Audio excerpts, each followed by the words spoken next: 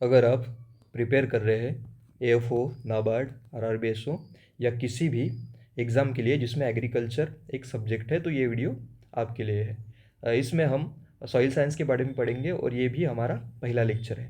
देखिए, पहला लेक्चर, इसका नाम है हमारा इंट्रोडक्शन टू सॉइल साइंस। ये सब हम बेसिक सॉइल साइंस ही इसमें देखेंगे। तो देखिए, वीडियो शुरू करने से पहले मैं ये बताता हूँ आपको कि आपको ये वीडियो पहले पूरा कंप्लीट वीडियो देखना है। उसके बाद आपको फिर से ये वीडियो देखना है और फिर आपको नोट्स बनाने हैं, ठीक है, ताकि आपको और अच्छी तरीके से समझ आए। तो चलिए शुरू करते हैं अभी हम। तो देखिए, कुछ भी चीज़ पढ़ने से पहले आपको वो चीज़ है क्या ये पता होना चाहिए। सॉइल तो आपको सबको पता ही है, आपने सबने देखी ही है, पर हम एक अलग तरीके से पढ़ेंगे, क्योंकि यहाँ पे देखिए हमें पढ़ना पड़ेगा कि सॉइल ये आखिर शब्द आया कहाँ से, ठीक है। तो आपको पता होना चाहिए कि सॉइल एक लैटिन वर्ड है, ठीक है, और लैटिन वर्ड भी कौन सा है, सोलम है। सोलम है और उसका मतलब भी आपको पता होना चाहिए कि होता है फ्लोर और ग्राउंड। देखिए, ये हमारी अर्थ है, ठीक है, और इसके ऊपर की जो सतह है उसे कहते हैं क्रस्ट, ये हम आगे देखेंगे। तो इस क्रस्ट के ऊपर ये सॉइल रहती है, ठीक है, पूरी सॉइल रहती है। तो हम इससे एक डेफिनेशन बना सकते हैं, बहुत सिंपल डेफिनेशन। हम कह सकते हैं सॉइल जो है एक लूज सरफेस ऑफ अर्थ है, ठीक है। ये बहुत एक सिंप्लीफाइड डेफिनेशन है, इससे आपको अंदाज़ा लग गया है कि सॉइल क्या है। तो चलिए हम देखते हैं, अभी सब्जेक्ट के बारे में पढ़ लेते हैं थोड़ा कि सॉइल साइंस आखिर है क्या। तो जैसा कि मैंने बताया सॉइल क्या है, अभी देख रहे हैं हम सॉइल साइंस क्या है। तो सॉइल साइंस क्या है, पहले तो ये एक साइंस है, ये भी आपको पता ही होगा। उसके बाद आपको समझना होगा कि ये साइंस है वो डील करता है किसके साथ, सॉइल को वो एक नेचुरल बॉडी कंसिडर करता है, और वो सॉइल को डील करता है उसके हिसाब से सॉइल जेनेसिस, सॉइल क्लासिफिकेशन, उसकी physical properties, chemical biological properties और फर्टिलिटी। और इन सभी प्रॉपर्टीज़ क्रॉप को किस तरीके से अफेक्ट करती है, या हम किस तरीके से क्रॉप को और अच्छे तरीके से मैनेज कर सकते हैं, ये हम पढ़ेंगे सॉइल साइंस में, ठीक है। तो चलिए देखते हैं फिर अलग अलग साइंटिस्ट ने इसकी डेफिनेशंस क्या बताई है अलग अलग। तो सबसे पहले देखिए, ये है डोकुचिएव। इस इनका नाम और प्रोनाउंसिएशन शायद अलग अलग लोग अलग अलग कर सकते हैं। इन्होंने 900 में, यानी कि 1900 में, सॉरी, एक डेफिनेशन बताई थी कि सॉइल जो है एक नेचुरल बॉडी है, ठीक है, जिसमें बस मिनरल्स और ऑर्गेनिक मैटर है। ये आपको पता होना चाहिए, सॉइल एक नेचुरल बॉडी है, इसमें बस मिनरल्स और ऑर्गेनिक मैटर है। इन्होंने सबसे पहले ये बताया था, इसलिए इनको क्या कहते हैं, पहला क्वेश्चन आपसे बनेगा कि इनको क्या कहते हैं। इनको कहते हैं पहले तो फादर। तो फादर ऑफ सॉइल साइंस कौन हो गया, तो आपके डोकुचिएव हो गए। दूसरा आपसे पूछ सकते हैं कि मॉडर्न सॉइल साइंस के फादर कौन है, तो उसका भी आंसर क्या बनेगा, डोकुचिएव बनेगा। उसके बाद में इनको और एक फादर कहते हैं, वो कहते हैं फादर ऑफ पीडियोलॉजी। ये पीडियोलॉजी क्या है, ये हम अभी थोड़ी देर में पढ़ ही लेंगे। तब तक आप इतना ध्यान रखिए कि फादर ऑफ पेडोलॉजी भी आपके डोकुचिएव है।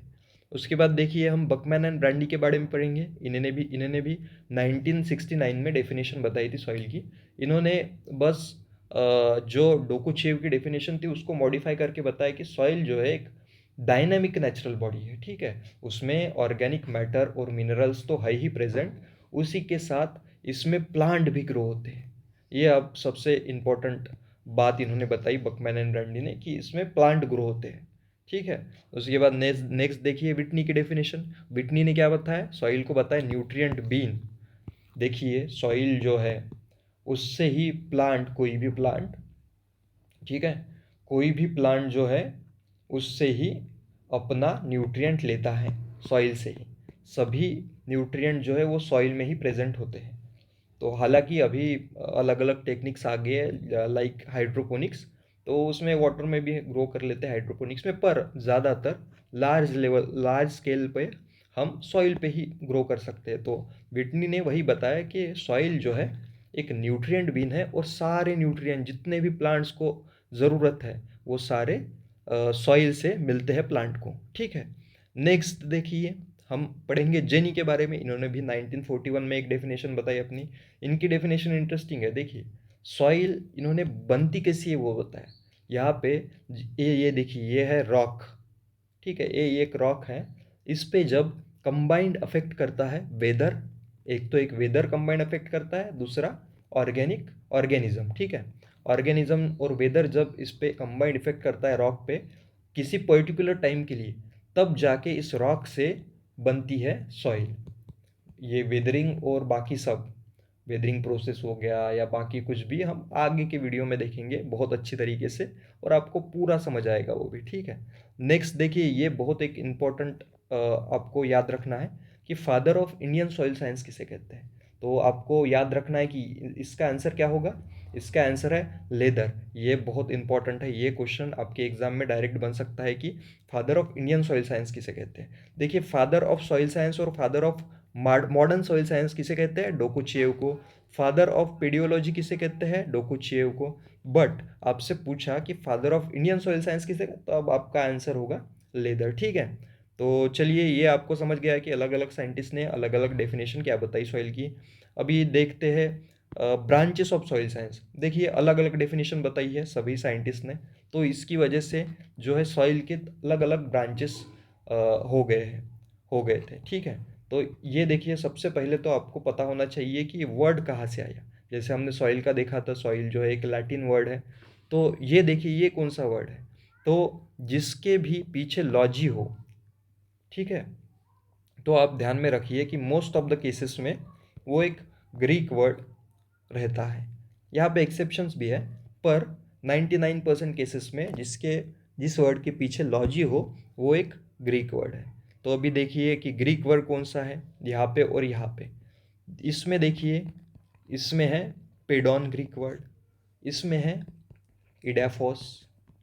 अभी इन दोनों का मतलब जो है वो होता है सॉइल ही, ठीक है। सॉइल और फ्लोअर और ग्राउंड आप कुछ भी कह सकते हैं, इन तीनों का मतलब एक ही होता है, दोनों का मतलब, सॉरी, इडाफोस और पेडॉन का। ये तीन मतलब सॉइल, फ्लोअर और ग्राउंड कुछ भी आप सही मान सकते हैं। तो हम इसमें आखिर पढ़ते क्या है ये देखते हैं। हम पहले बात कर लेते हैं हम पेडोलॉजी की। यहाँ पे देखिए, ये जो है एक आदमी दिख रहे हैं हमें, जो हमारी तरफ देख रहे हैं, ठीक है। तो ये क्या कर रहे हैं यहाँ पे, ये यहाँ पे ना ही देख रहे हैं कि इसमें प्लांट कैसे ग्रो हो सकते हैं सॉइल में। ये बस क्या देख रहे हैं कि ये आई कहाँ से, इसकी ओरिजिन क्या है, इसका क्लासिफिकेशन क्या हो सकता है, और इसके फीचर्स क्या है, हम कह सकते हैं डिस्टिंक्ट फीचर्स, ठीक है।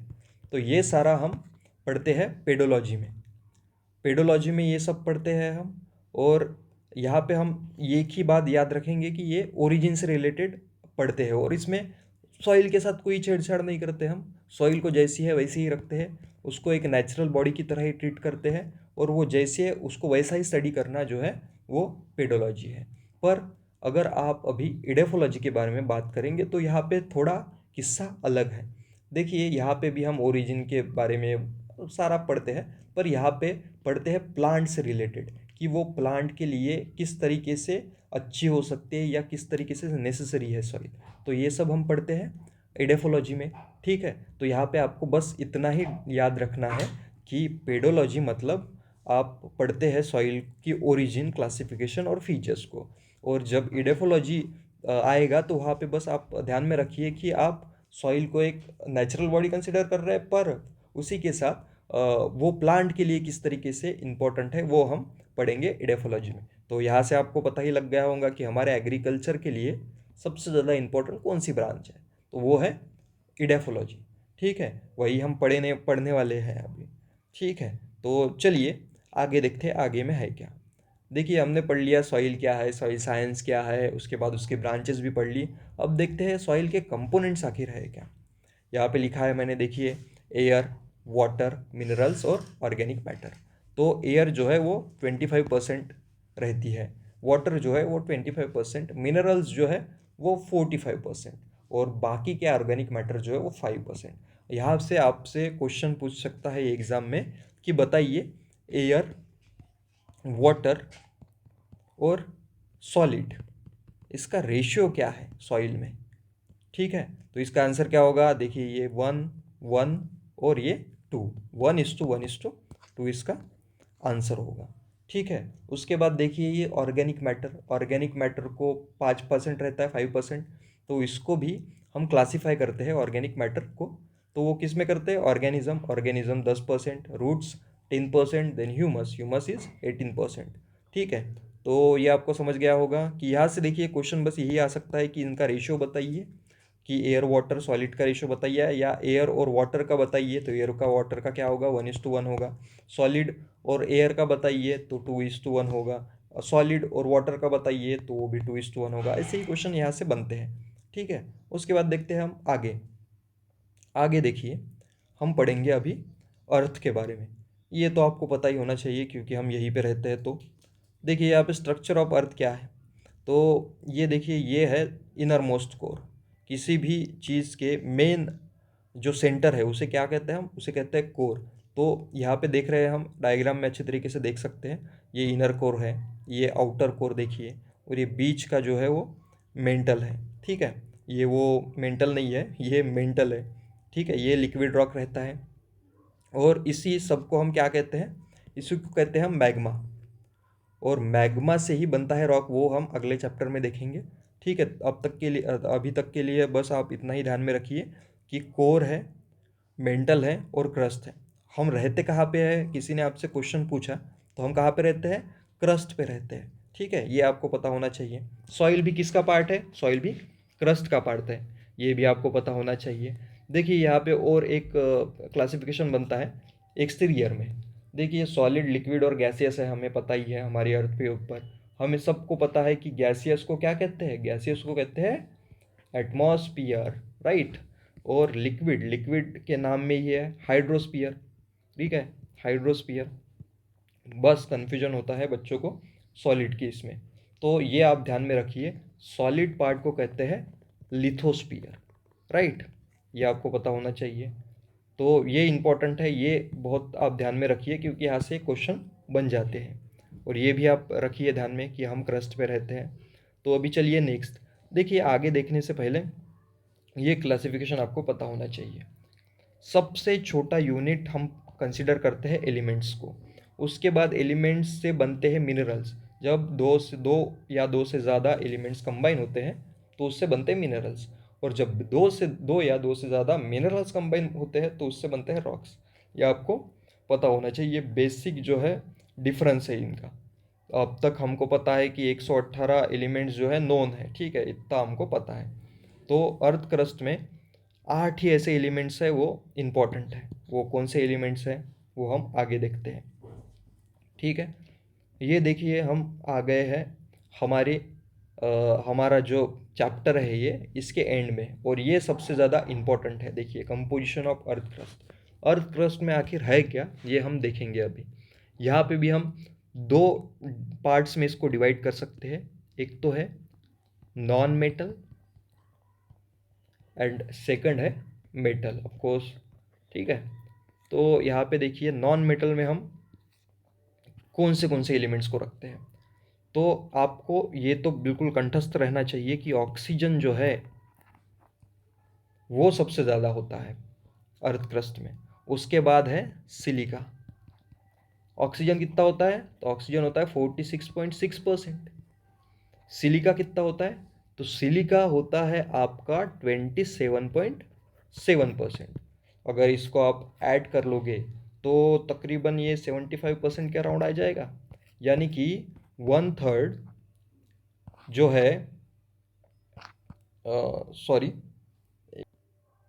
तो देखिए हमने क्या क्या पढ़ा। ऑक्सीजन देखिए कितना होता है 46.6%, सिलिका कितना होता है 27.7%। ये टोटल अराउंड 75% के अराउंड रहते हैं, पर मोर प्रेसाइजली हम देखें तो ये होते हैं 74.32%। ठीक है, ये कितना होता है 3/4 पार्ट है। और उसके बाद देखते हैं हम मेटल्स में। मेटल्स में देखिए, मेटल्स में सबसे आपको बड़ा कंस्टिट्यूएंट कौन होता है, तो वो एल्यूमिनियम। ये आपको याद तो रखना ही है। देखिए ये कितना होता है, ये होता है 8.10%। देन आपको देखना है दूसरा, दूसरा तो देखिए दूसरा है आयरन। आयरन कितना होता है, आयरन होता है अराउंड 5%। उसके बाद आता है आपका कैल्शियम, कैल्शियम होता है 3.6%। उसके बाद आता है अपना सोडियम, सोडियम होता है 2.8%।